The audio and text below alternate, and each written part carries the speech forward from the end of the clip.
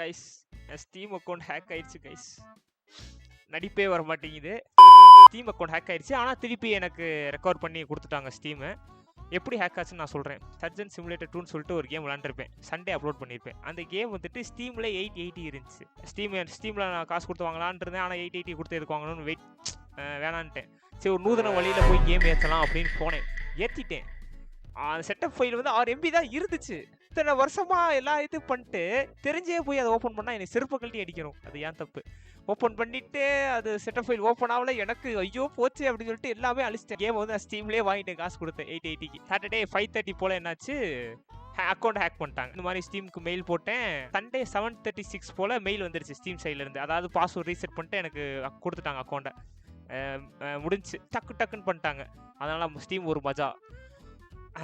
இதில் என்ன சொல்ல வரேன், நோ பைரட், ஸ்டே லெஜிட்.